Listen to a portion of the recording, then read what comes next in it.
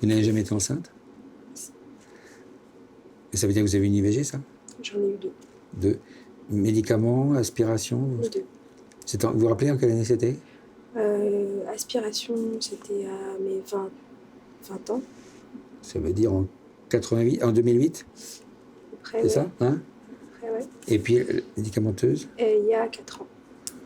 En 2014, je crois, ouais. 2015. Donc vous êtes très fertile quand même, hein? Vous ne devriez pas utiliser que le préservatif. Hein. C'est pas suffisant. Ça vous coûte cette IVG ou c'est pas trop difficile pour vous? Allez, on y va. Vous voulez voir l'écran ou pas, vous? Vous voulez voir ou pas? Allez, on va regarder. C'est pas gros, hein. Donc là, vous voyez, c'est votre utérus, ça? Hein? D'accord? Ça, c'est l'œuf. C'est pas la tête, hein, n'ayez pas peur, ça. Ce truc-là, c'est pas la tête. Hein. Voilà l'embryon. Il est là.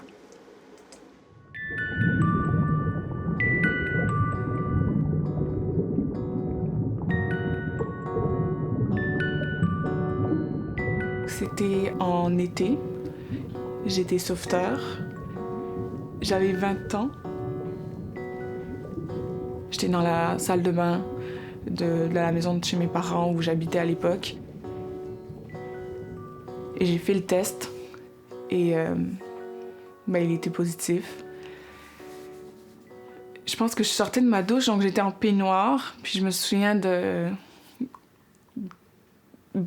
complètement figé. Je sais pas, tout est devenu blanc, bleu, je sais plus. J'avais l'impression de trembler, j'avais froid, je me sentais absolument pas bien. J'avais l'impression de shaker, je tremblais, j'étais tellement pas bien. Je suis revenue ici dans ma chambre, je me suis allongée. Je pense que je suis restée là pendant longtemps à juste regarder le plafond.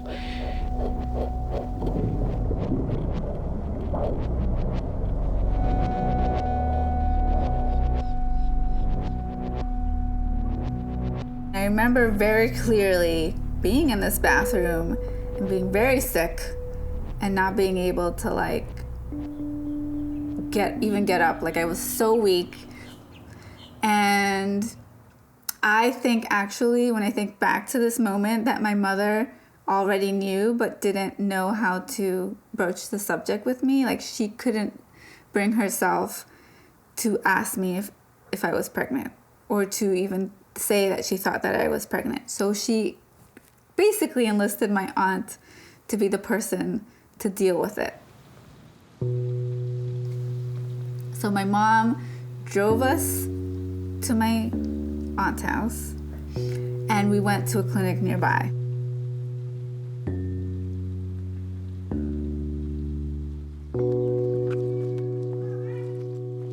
Le jour où j'ai vraiment compris, c'est quand je suis allée justement à ce fameux premier rendez-vous chez le gynéco.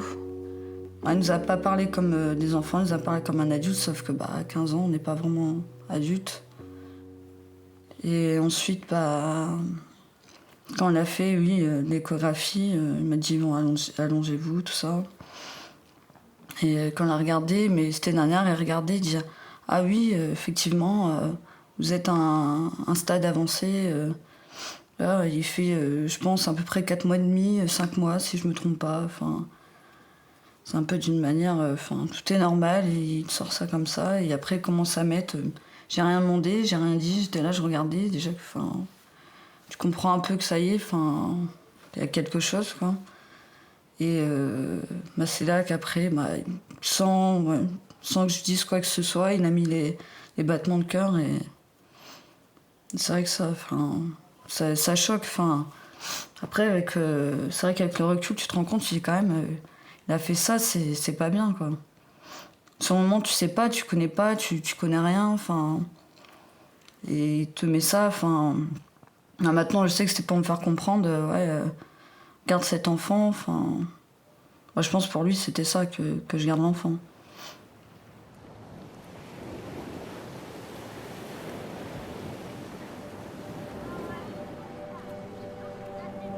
I feel incredibly overwhelmed and alone, even though I have a large support system. It seems like no matter what anyone says, good or bad, I feel like they're not helping.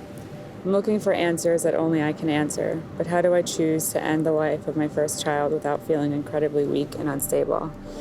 How can I choose to keep my child when I am incredibly weak and unstable? How do I know I'm making the right decision when it could very much be the wrong decision?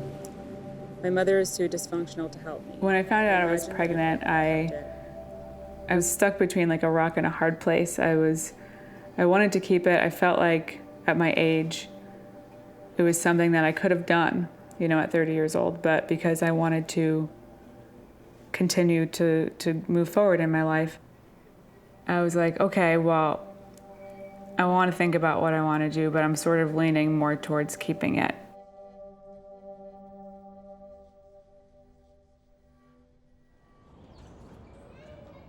Moi, je savais pas si je voulais avoir un bébé ou pas. C'est pas rien de prendre cette décision-là à 16 ans.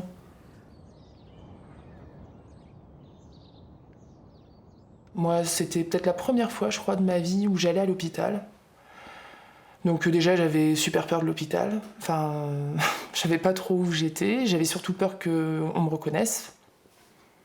Voilà, parce que j'étais pas super fière de moi à l'époque. Pas parce que j'avais fait une connerie, mais c'était plutôt...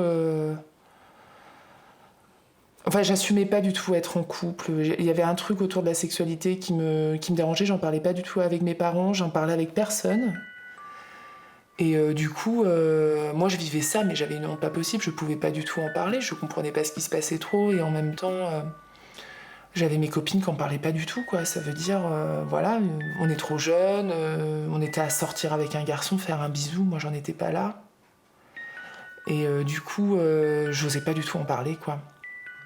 Et pourtant, j'avais pas de pression sociale, j'avais pas de pression de mes parents, j'avais jamais eu aucun discours là-dessus, j'avais jamais eu d'autorisation ni d'interdiction. Mais en tout cas, moi, c'était impossible pour moi de dire que j'avais une sexualité. Et cette grossesse, elle est arrivée en disant, là, pour le coup, je peux pas faire semblant, quoi. Mais c'est vachement dur, c'était la peur du jugement, hein, déjà d'avoir une sexualité, et puis voilà, de pas avoir fait attention, quoi. Alors je savais très bien comment il fallait faire attention.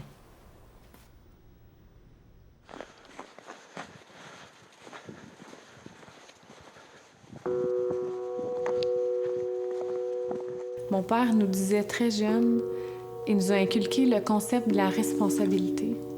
Tu sais, je suis responsable de moi, je suis responsable de mes actions, je suis responsable de mes paroles.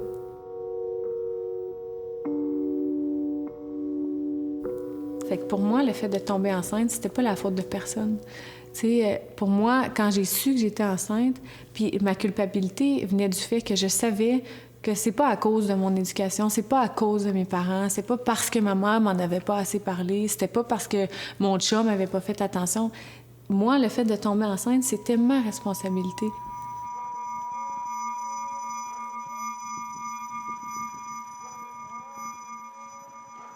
Tu sais, mon chum, il savait probablement même pas quel genre de contraception je prenais. Tu sais, c'est comme moi, c'est mes choses, puis comme je savais comment ça allait finir, tu sais, comme je savais que j'allais mettre un terme à ma grossesse, la culpabilité venait du fait que j'aurais dû être plus à mon affaire, tu sais.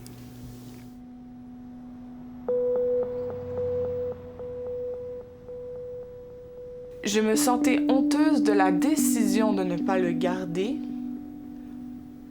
de pas garder cet enfant ou d'avoir à avorter, parce que je m'étais toujours vue comme, si jamais ça m'arrive, moi je vais être capable de le garder, cet enfant-là. Puis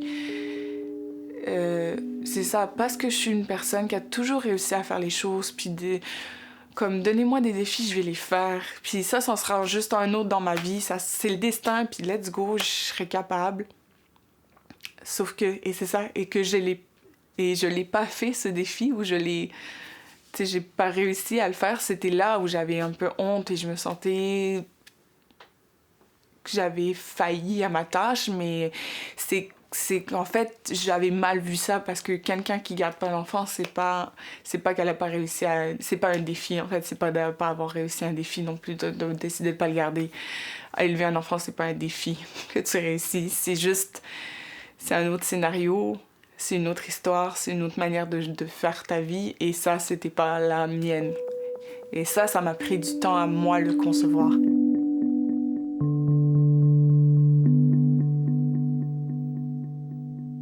Après aussi, je pense que ce qui me faisait pleurer beaucoup, c'était le fait d'être tout seul là-dedans et de pas être... Même pas de me sentir incomprise, juste de me sentir tellement loin de tout le monde avec qui j'avais besoin d'être, puis me sentir polie, mais d'être incapable de leur parler de ça, donc de me sentir loin, de me sentir dépouillée de tous mes points de repère. Mais je pense que ça prend beaucoup, beaucoup de force de pouvoir en parler, et ça, j'étais incapable de la trouver à ce moment-là. Donc ouais, ça a été juste de me fermer complètement à tout le monde. Et en amont de tout ça, c'était de ne pas en parler à mes parents, mais surtout à ma maman, qui était pour moi c'est un peu celle que je regarde de haut, celle pour qui tout ce que je fais, c'est un peu pour être fière, pour qu'elle soit fière de moi, pour que tout se passe bien, que si ma vie se passe bien, se déroule bien, c'est pour qu'elle soit fière de moi. Puis après, j'avais vraiment peur, je pense, de rencontrer ce sentiment de honte chez elle. Et ça, je sais que j'aurais été incapable d'y faire face. Donc...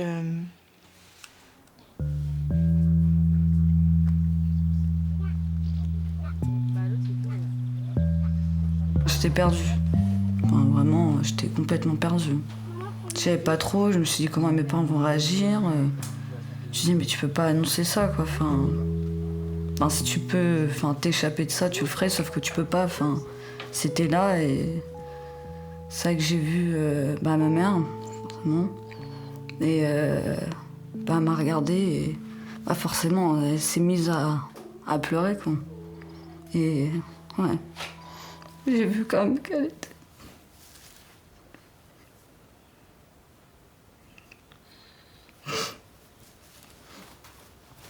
En fait, j'ai vu dans ses yeux qu'elle était... elle était déçue. J'ai vu la déception, quoi. C'était ça, en fait, le plus dur.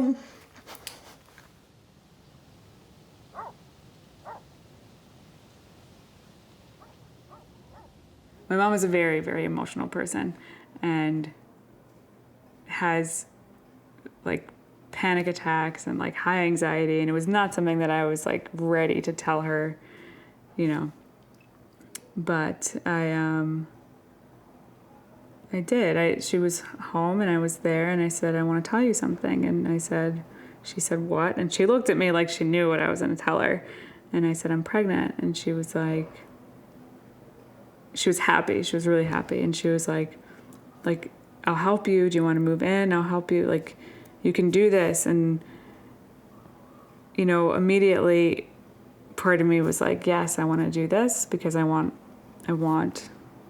it to be good. But I immediately also thought about how my siblings live there with their kids and how they're still very dysfunctional and how it would have just turned into me taking care of everybody else and not me getting the help that I would have needed.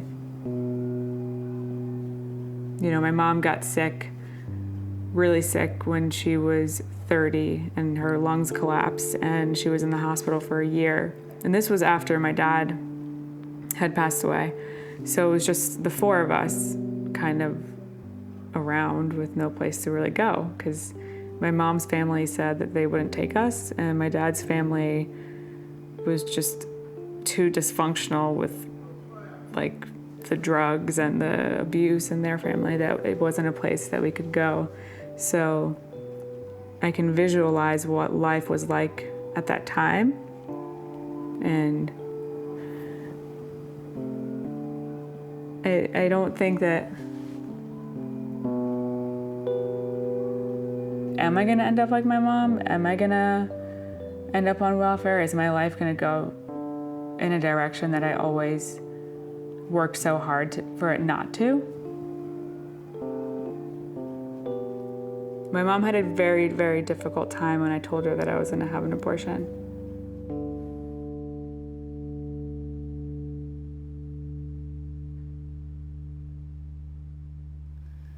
I didn't know anything about sexuality or sexual education or about like what was going on with my body. Sex just happened without me really knowing what was happening or how it was supposed to happen or what I was supposed to do or say or feel. It was just like a thing that happened one day. And that was it.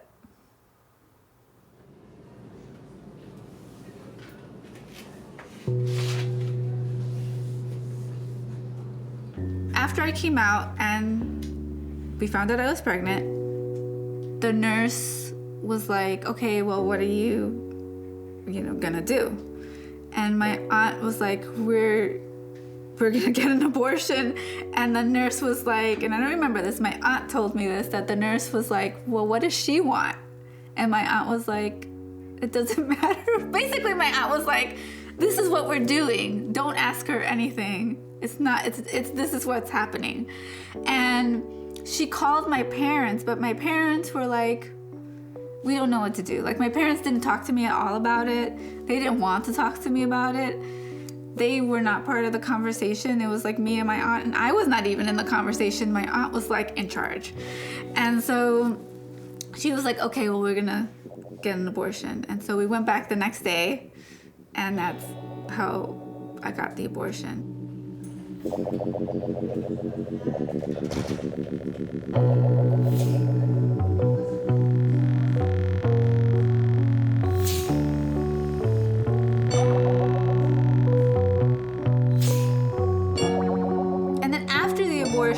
Right after the abortion, the thing that I remember the most is that I went back home with my aunt and she put me to sit in her bed and she gave me a bowl of Lipton noodle soup that I was eating in her bed. And then we never talked about it again.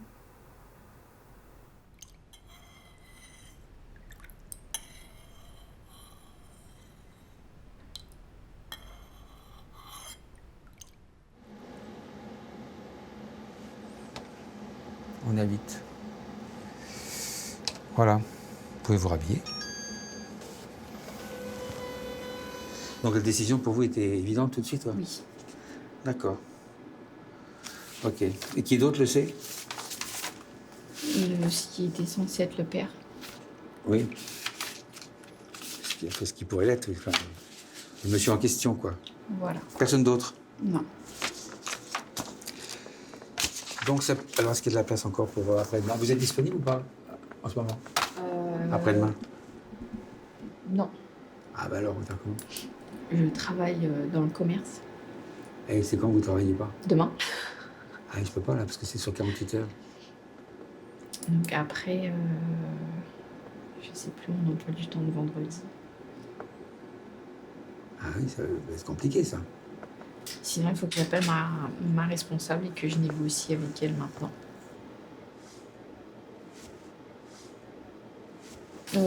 Je suis à l'hôpital et en fait, il me faudrait une journée soit jeudi ou soit vendredi. Non, c'est la deuxième semaine d'Axel. J'ai pas de moyens cette semaine, je peux pas. Il n'y a pas moyen de me libérer cette semaine. Oui. Mais jeudi, il va falloir que vous veniez pour la prise de sang. Vous pouvez pas non plus? Je fais une journée complète. Ah bah oui, on en a... Je fais des journées complètes. En fait, là, c'est vraiment... On a changé d'emploi du temps parce que... Voilà, c'est les 2 premières semaines de solde et que... Voilà. Ah oui, mais vous savez casser une jambe, hein, ça ne vaut pas. Vous seriez à l'hôpital, hein. Donc, comme les patrons n'ont pas... En fait, c'est pas la responsable du magasin qui a fait les emplois du temps, c'est le patron lui-même qui a désiré faire les plannings. Et il n'a pas voulu embaucher d'extra. Donc, on est 3 pour un magasin de chaussures de 140 mètres carrés. Oui, mais d'accord, moi j'en sais rien, mais c'est... Comment on fait? Je sais pas. Vous avez jusqu'à mardi prochain pour faire par médicament.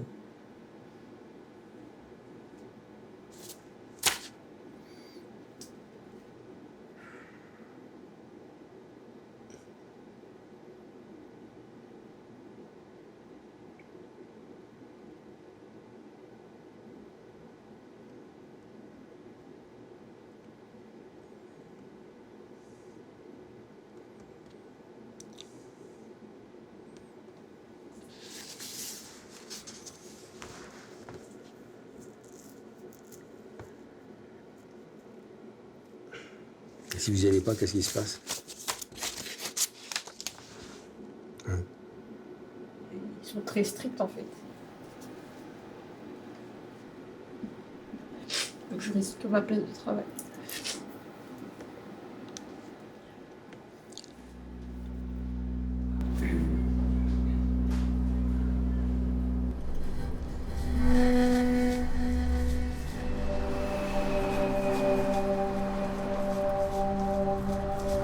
The day that I went in for my abortion, my friend Jasmine picked me up at home and we went to Planned Parenthood, and I remember just being very nervous. And when we were driving in, we saw a few picketers outside with signs saying that I was going to go to hell, or, you know. So I did face those people, and for part of it I closed my eyes, you know. Because you don't want to feel those things, especially when you're going to do something so vulnerable and so, you know, emotional. Leading babies in to murder their children. That's what you're standing here for, death. And you're going to be judged. You're going to be judged by the Ten Commandments. Thou shalt not kill, thou shalt not lie. They brought me into the room where they do the procedure, and the room was freezing cold, and I just, like, tears just started running down my face. I just started crying, and I didn't hear a heartbeat or anything like that. She asked me if I wanted to see it, and I said no. I said no, I can't see it, because if I saw it, I would have, I don't know, I would have wanted to run out the door, and I wouldn't have run out the door. So it would have been like a very, very insane moment, and that's the only way I can, like, express that. So I knew I had to avoid that. And then I passed out.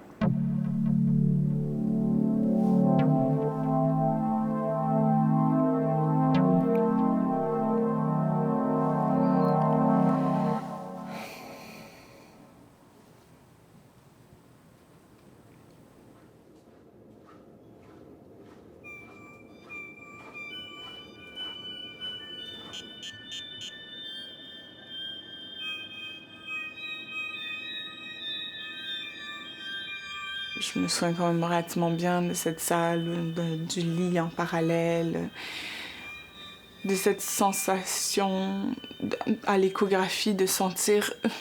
C'est bizarre parce que l'échographie, c'est quand même une scène qu'on voit souvent, qui a quand même été beaucoup imagée au cinéma. Donc on se l'imagine tous un peu dans nos têtes. On en a tous une idée, même si on n'en a pas tous eu, on sait ce qu'est une échographie. Donc de le vivre, toi, dans un moment où t'es pas dans un moment de réjouissance, de grossesse, t'es pas accompagné de ton copain à côté de toi qui te tient la main et vous êtes content de voir l'image. Ce qui est souvent l'image qui est projetée. Être dans cette situation, mais dans un scénario complètement différent, c'est très, très bizarre. Mais bizarre dans le sens que ça te... Encore une fois, ça te... T'es en train de faire une espèce de vie parallèle qu'on t'a jamais vraiment expliqué, dont on t'a jamais parlé, dont on n'entend pas parler, et là, t'es en train de vivre ça. Puis, donc dans cette... Aussi quelque chose qui m'a marqué, donc dans cette salle, il y avait un portrait, il y avait une peinture au plafond. Et c'était une espèce d'aquarelle qui décrivait une scène. C'était un enfant qui tenait un ballon rouge à côté d'un étang. Puis c'est une scène d'été, puis il y a des... c'est dans un parc, puis donc il y a des gens...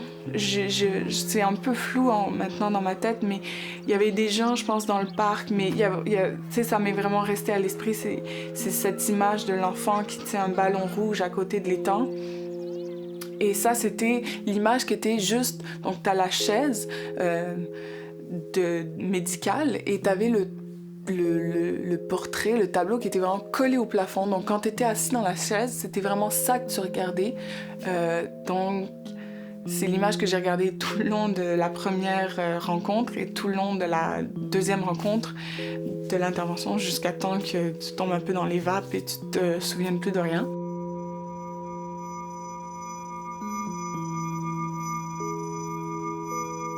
Il y a une image pour moi qui me reste de cet avortement-là, c'est l'image de quand ils ont comme aspiré le bébé, ben le fœtus, le bébé, là.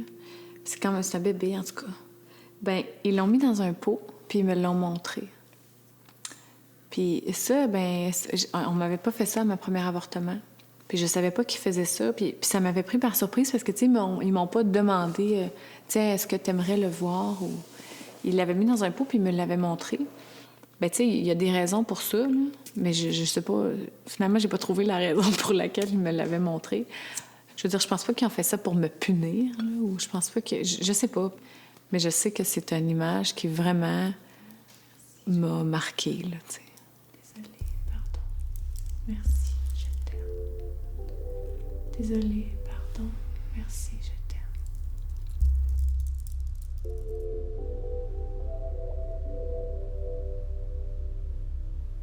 Les médecins, j'ai pas souvenir qu'ils m'aient proposé quoi que ce soit sur l'avortement. Je pense qu'ils ont plutôt dit que le délai il était dépassé et ils ont pas dit vous pouvez aller ailleurs. Parce que justement, c'est nous qui avons fait les recherches. Et après, on a vu qu'en Hollande, il était encore temps. J'ai vraiment rien gardé de mon avortement. J'ai effacé certaines choses, je pense, inconsciemment, et j'ai rien gardé de cet avortement. Même ma mère, elle a jeté les choses, donc je pense que c'était clair et que on voulait rien garder de ça.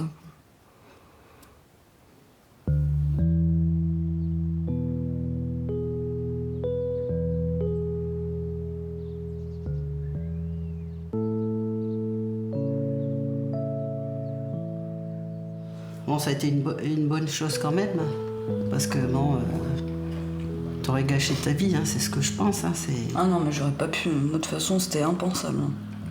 Ah, je pouvais pas. Mais je me rappelle que quand t'as annoncé que j'étais enceinte, et c'est après, quelques jours après, je pense que tu m'as dit, moi aussi j'ai avorté. Oui. Je me rappelle de ça aussi, quand tu m'as dit que, écoute, moi aussi... à mon avis, c'était pour me rassurer. Oui, c'était pour te rassurer. Mais moi, je dis toujours, il y a toujours... plusieurs fois que je dis. Je dis, moi, j'avais 20 ans, c'est pas pareil. T'étais tellement jeune, je veux dire... Ouais, c'est vrai. Je pense qu'à n'importe quel âge, dans tous les cas, c'est quand même pareil. Oui. Bon, sauf que c'est sûr, à 20 ans, t'es beaucoup plus mature que 15 ans. Mm. Mais tu le vis à peu près, je pense, de la même manière. Parce que dans tous les cas, je pense que même si t'es entourée, tu le vis seule. Mm. L'avortement, tu le vis toute seule, même si t'es bien entourée. Heureusement que t'es entourée quand même, parce que ça t'aide. Mais... ouais.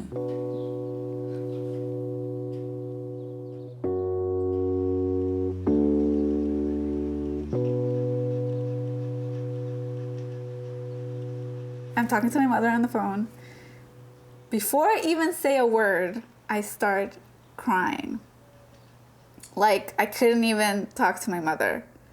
And I wasn't even going to talk to her about my abortion. That's not even what I was going to talk to her about. And she says to me, I'm so sorry.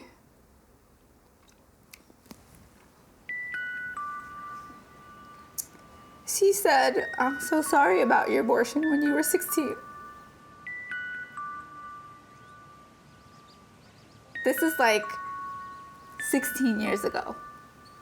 And my mother has never, ever mentioned it to me. Ever. We've never talked about it. And she said, well, I felt like I didn't want to be seen as a bad mother by your father.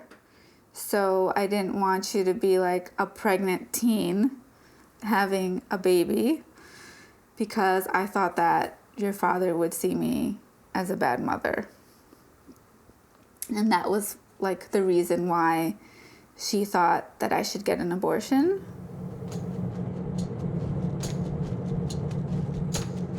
We talk a little bit more about like abortion and about like how I'm feeling and like how I feel like I really want to do something about it and meet more people who've had abortions and like process that experience. And she's like, well, you should.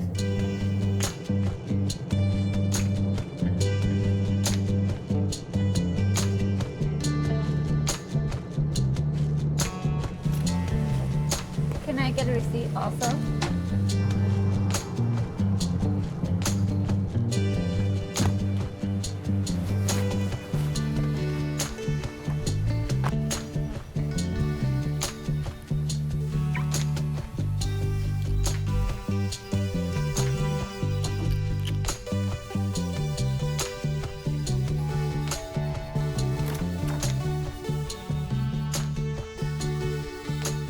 Okay. So, can you tell me how old you were when you had an abortion? I was 23. In the 70s and then in the early 80s when I had mine, it was more acceptable and it was considered a medical procedure. So then this whole conservative Christian coalition movement in our country, I would say now we would move to your generation where it is less acceptable and the baby killer label, that came around later, probably not until, not staying outside of clinics and all that until after I was lucky enough, and I appreciate it. And I really appreciate it now that I was at a time when it was acceptable. And I want us to get back to that. So that's why I work for, women's reproductive rights and freedoms. Même si je fais ça, je crois qu'on va commencer tout de suite. Si. Regarde, je m'écris pendant 10 minutes. Ce qui va se passer, c'est que là, on va stopper la grossesse. Vous allez prendre un médicament et ça va stopper la grossesse. Ça va pas évacuer ce qu'il y a à l'intérieur de votre utérus, mais ça va la stopper. Vous avez déjà eu un avortement? Moi, j'en ai fait 3. Ah oui. D'accord. Et j'ai eu des fausses couches. Et j'ai pas... Et vous avez des enfants? Et j'ai un enfant. Oui. Et du coup, est-ce que on peut avoir eu plusieurs IVG et on peut très bien aussi le vivre de manière hyper différente selon le moment où on le fait. Et sur la question, en tout cas, moi, ce que j'ai ressenti de commun et ce que j'entends de la part des femmes, le plus souvent, et ce qu'on entend avec Élise, c'est la question du soulagement. C'est-à-dire que la question du blues, elle peut être quand on est dans un contexte familial ou de couple où c'est compliqué parce qu'il y a un doute, parce que c'était un projet, parce que plein de raisons. Mais souvent, les femmes, elles sont assez sûres de ce qu'elles veulent, de stopper cette grossesse-là. Et il y a des femmes qui culpabilisent de ne pas culpabiliser. Souvent, nous, ce qu'on remarque, c'est que les femmes, elles n'en parlent pas autour d'elles. Pas parce qu'elles sont fières d'avorter ou de quoi que ce soit, c'est qu'elles ont peur d'un regard. C'est normal, c'est l'avortement, c'est... Voilà. C'est quoi? Après, c'est surtout déjà, après par rapport à la religion déjà, c'est interdit dans toutes les religions. Tout à fait. C'est mal vu, l'avortement, si tu veux un enfant, voilà. Millions of people around the world will have an abortion each year. But the majority of those people will never talk about their abortion experiences. What if millions of people broke their silence and told the truth about their lives and their choices. This is Melissa Madera in Pembroke Pines, Florida, and you're listening to the Abortion Diary podcast.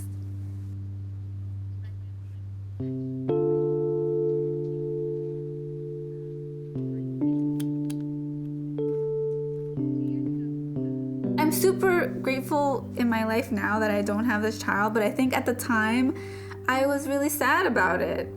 And I can only say that I wish that it happened differently, right? I wish that I would have been consulted at least about what was happening in my body, or talked to, or given the opportunity to think about it. I'm not saying that I would have made a different choice. I think probably if I would have talked about it and understood the magnitude of becoming a parent at 17 or 18, I would have probably made the same decision. I would have come to that same decision. But I would have liked to have been the one to come to that decision. And I wasn't. And I think that that has created a lot of trauma around this experience that didn't have to exist. And it's around like not being able to make choices for myself or even talk about it afterward.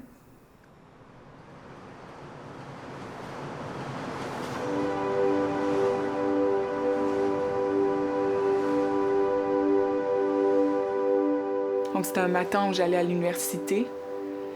J'attends le métro et quand le métro arrive, les portes ouvrent et il y a plein de gens qui descendent soudainement et qui tiennent une fille qui vient de s'évanouir, donc qui a à moitié perdu connaissance. Et il y a un monsieur qui la traîne et l'assoit sur le banc. Et moi, je m'approche, je dis « Je suis secouriste, est-ce que je peux vous aider ?» Tout de suite, j'ai réagi, je commence à lui poser ces questions. Et donc, rapidement, j'apprends que la fille était à jeun. Donc, elle a fait un malaise. Et en lui posant plus de questions, j'apprends qu'elle est à jeun parce qu'elle s'en va se faire avorter, mais qu'elle n'est pas accompagnée, qu'elle est toute seule et qu'elle prenait le métro jusqu'à l'hôpital. Et moi aussi, de mon côté, je fais comprendre à la fille que si elle veut, je vais l'accompagner à l'hôpital avec elle et tout. Et donc j'apprends, c'est ça, que la jeune fille en a pas parlé à personne, qu'elle veut absolument pas que ça se sache autour d'elle. Et donc, je lui explique que je l'ai vécu moi aussi il y a 2 ans, que même chose, j'en ai pas parlé à personne, que je comprends, que j'allais pas en parler. Mais donc, c'est ça, j'attends à l'hôpital, à l'accueil avec elle jusqu'à l'intervention. Et puis... ouais, ça me faisait tellement du bien de l'accompagner. Et ouais, il y avait vraiment quelque chose de thérapeutique là-dedans pour moi. Tu sais, je m'étais dit, au moins, ça, j'ai réussi à aider cette jeune femme-là. Je pense qu'il y en a plein d'autres à aider, mais au moins celle-là, je l'aurais aidée. Puis elle sait qu'elle n'est pas toute seule, que moi, je l'ai vécue de la même manière. Et ouais, c'est ça, je me sentais super bien, j'avais envie d'en parler à tout le monde, mais bon, comme personne ne savait ça de moi, je ne l'ai pas dit, je l'ai gardé pour moi, mais ça avait vraiment fait du bien. Ça avait fait un peu clôturer le cycle, tourner la page, je sais pas.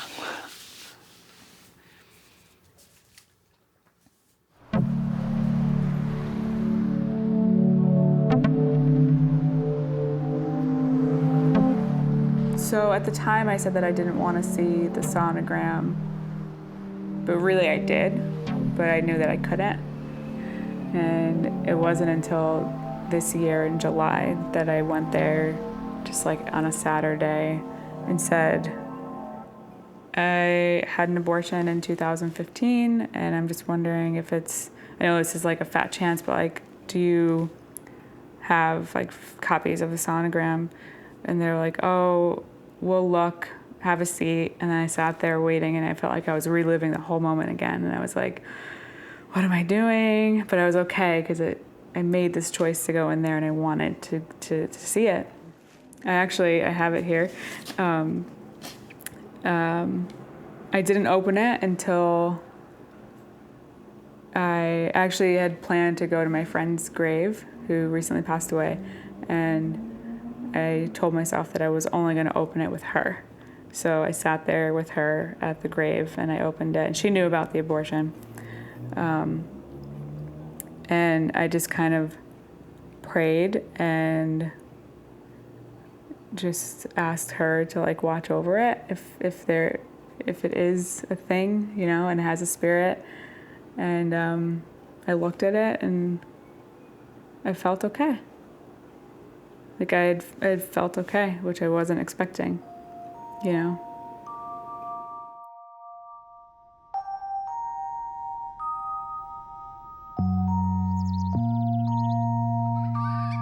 Je pense que de garder le silence, ça m'évitait de me confronter à beaucoup de questionnements que moi-même j'avais. Ça m'a fait beaucoup poser de questions sur moi, sur comment ça se fait que je pensais être capable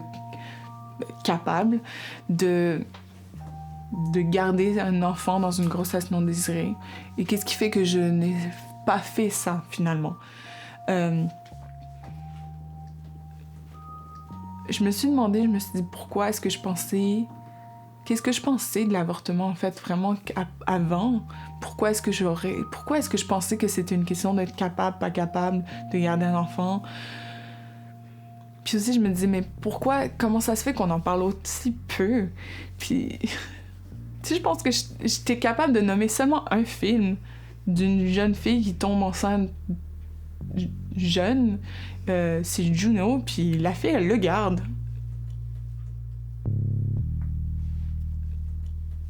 J'ai eu une super bonne éducation. J'ai eu une super bonne famille qui m'a toujours encadrée, entourée. J'ai toujours eu tous ces systèmes qui étaient à ma portée. Et si je l'ai vécu comme ça, j'ai senti qu'il y avait un trou dans ma vie, dans cette éducation, c'est que je représente bien le fait que oui, il y a bel et bien un trou dans notre société à ce niveau-ci. En fait, ça veut dire qu'on ne voit rien dans l'utérus. Ça veut dire que c'est pas encore accroché. Dans les histoires, il n'y a jamais, tiens, elle a baisé, puis finalement elle a une grossesse, et puis en plus elle a fait le choix d'arrêter sa grossesse parce que c'était pas le moment. Ça n'existe pas, ça. C'est impossible. C'est quand les choses dans l'éducation, elles changeront. Quand on fera vraiment des choses comme ça, que ça bougera. Moi, j'aurais peut-être voulu entendre, oui, Sarah, dans ta vie, si tu couches avec des hommes, avec une pénétration vaginale, peut-être qu'il y a un risque que tu aies une grossesse, et puis c'est pas grave s'il y a une grossesse dans le sens où ça arrive, c'est quelque chose qui arrive. Alors on nous reproche de banaliser les choses, mais punaise, il y a une femme sur deux qui a une grossesse non désirée dans sa vie, puis on n'est pas tout seul. Donc à un moment donné, il y a vraiment un truc à faire là-dessus, quoi. Moi, j'aurais bien voulu entendre ça, en tout cas.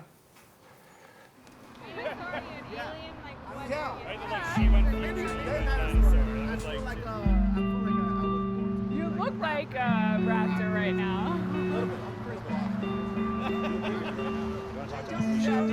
I think I always imagined myself like growing up and getting married and being like the perfect child of my mom. So like everybody else had done what they did, but I was gonna be perfect, and I was gonna marry a man, and I was gonna buy a house, and I was gonna have a baby, and I was gonna have a newfie. Then I also realized as I got older that, you know, my aunt was actually an image to me that I wanted to become. I was like, she has the perfect life. She's married, she has 2 sons, she has a dog, everybody loves each other, it's perfect. And then when I was like 24, she told me she was miserable. And I was like, wait, what? What do you mean? You have like the husband, the house, the fence, the dog, the kids.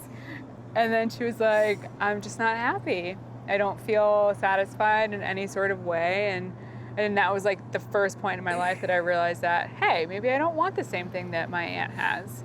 You know, maybe that's not what everybody's life is like. Yeah. You know what? Growing up with you, though, I can see why you would. So from being able to make the decision to have an abortion, and because of that, I've been able to slowly sort of live my life in the way that I want to. In other words, consciously instead of passively.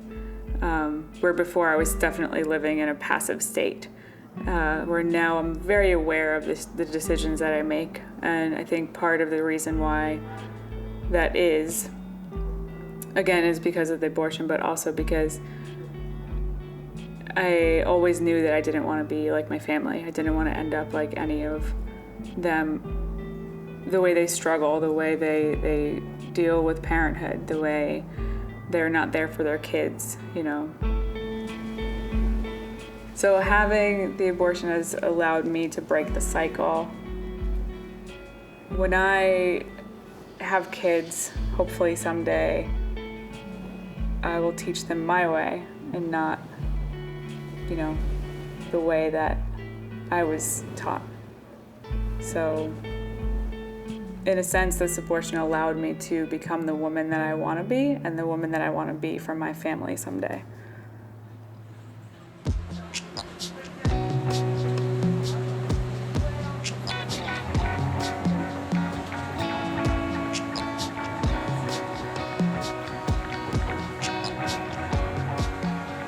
Bah, l'avortement, ça m'a permis de partir et de quitter la région. Et je veux dire, même si on a eu cet avortement, on a continué, quoi. On est libre. Pour moi, c'est une liberté.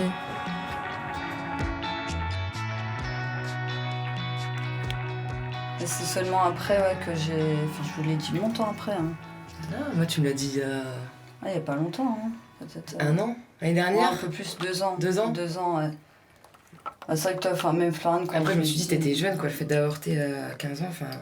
En plus, à cette époque-là, je me rappelle, au collège, t'en avais plein qui tombaient enceintes et qui les gardaient tous. T'en avais pas une qui avortait, en fait.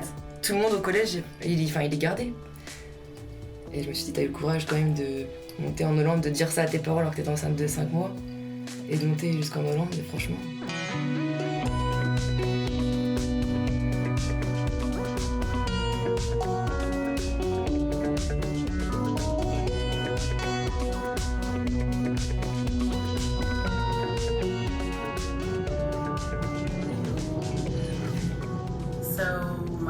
First abortion was in January of 2001. So my name is Megan, and if I hadn't had an abortion, I'd have a 5-year-old right now.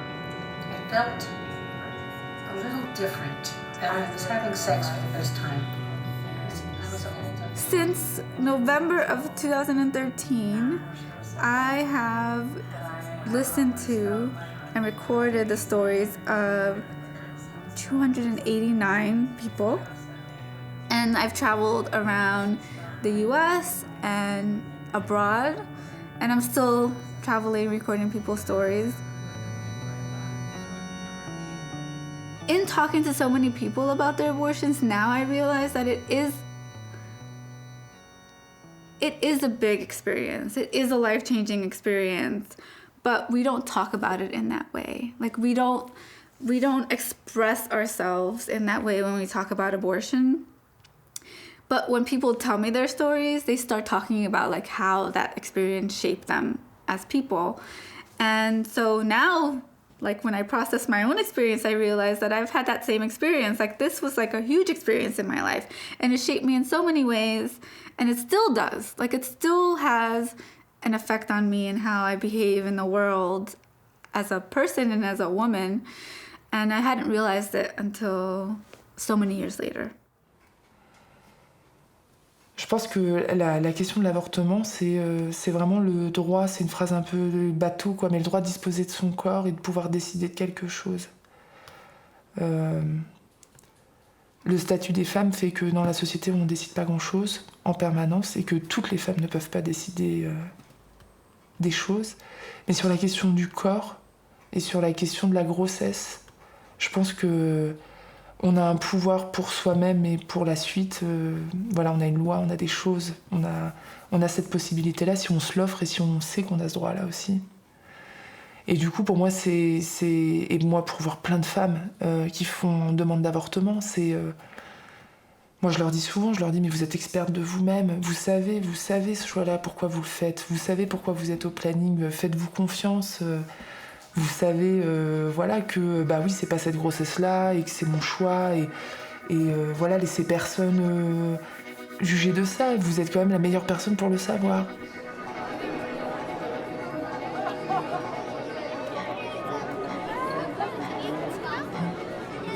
Il est pas à l'envers.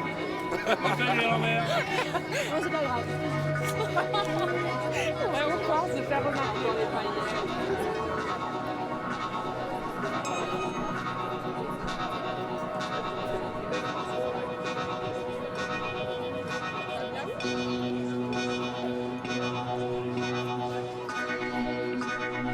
Moi, j'ai jamais été malheureuse d'avorter. On peut avoir un doute, un questionnement, mais j'ai jamais été malheureuse d'avorter. J'ai trouvé ça plutôt chouette que j'ai le choix à ce moment-là, quoi. Et c'est pour ça que je me bats pour ça. Parce que j'ai envie que les gens aient le choix.